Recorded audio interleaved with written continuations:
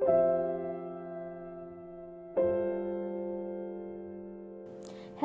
my name is Udama Shami binti Rohizan. My group has drafted an Act of Parliament, namely Women's Rights Act. I will present my part on this act. I drafted on exploiting women for purposes of prostitution. In this presentation, I will explain which provisions represent which jurisprudence, the reason why I include such provision, and how it relates to the Islamic jurisprudence and Western jurisprudence. Section 5 stated that any person who encourages or facilitates someone to commit prostitution shall be punished with imprisonment from 2 to 4 years and shall be liable to a fine. And the second paragraph says that encourages or facilitates someone to commit prostitution by means of coercion, threat, or deception shall be punished with imprisonment that is not less than 5 years and shall be fined. Section 5 describes of someone who encourages or facilitates another person to commit prostitution. This provision is included in the Act is to protect the woman who is being encouraged to commit prostitution. This action of encouraging someone to commit prostitution is considered as immoral. Under the natural law, Immanuel Kant believing that prostitution constitutes a grave violation of a person's moral duties. Thus, it can be said that the act of encouraging someone to commit prostitution is indeed immoral. Next, we move to the section 6, which stated that whoever kidnaps a woman with the intent of subjecting her to a life of prostitution shall be punished with imprisonment for a term which may extend to 10 years and shall be liable to a fine. This section 6 describes the act of someone that kidnaps a woman with the intent of subjecting her to a life of prostitution. This provision shows that there is an exploitation of women and can be considered as a sex trafficking. This provision is included to eliminate this kind of acts where it deprives the woman's freedom. According to the feminist jurisprudent Catherine McKinnon, a feminist is stated that prostitution as constituting a form of violence against women. Sheila Jeffries explaining that prostitution constitutes the ultimate in the reduction of women to sexual objects, which can be bought and sold to a sexual slavery that lies at the root of marriage and prostitution and forms the foundation of women's oppression. Radical feminists believe that prostitution contributes to women's oppression. Thus, they seek to have all prostitution classified as a human rights violation. The act of exploitation, prostitution, and sexual slavery are the acts that are rejected under the Islamic jurisprudence. In verse 33 of Surah An-Nur told us about the hard struggle of women slaves to escape themselves from exploitation and sexual slavery that had been done by their master based on their power relations.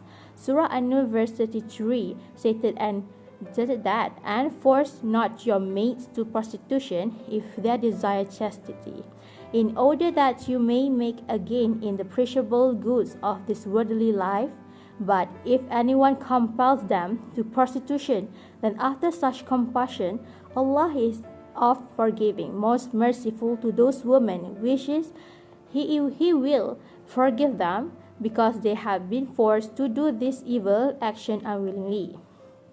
Next, we move to the section 7, which stated that whoever purchase, sell, and hire a woman for the purpose of prostitution or advertise a prostitution service or a service which a reasonable man will understand it is to be prostitution, or act as intermediary or controls the movements of prostitutes which shows involvement in carrying out prostitution, or receive a financial or other material benefit obtained by selling or hiring the prostitution service, shall be punished with imprisonment for a term which may extend to 14 years and shall be liable to a fine.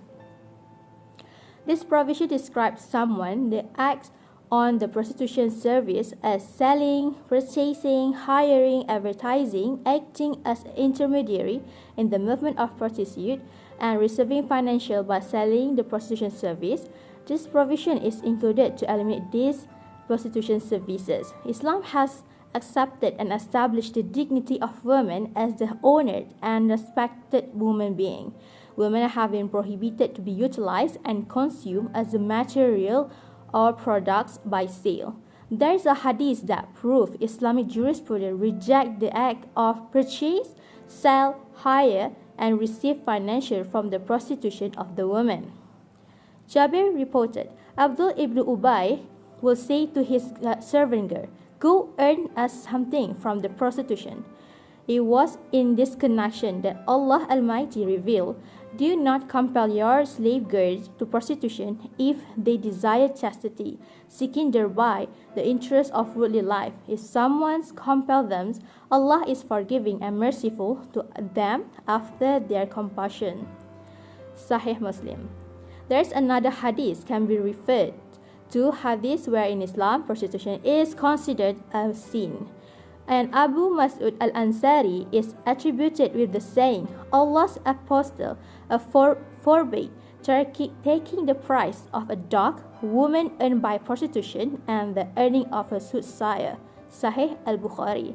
In its provision, it referred to the feminist jurisprudence, where the Makkah stated that the prostitution is an oppression towards women.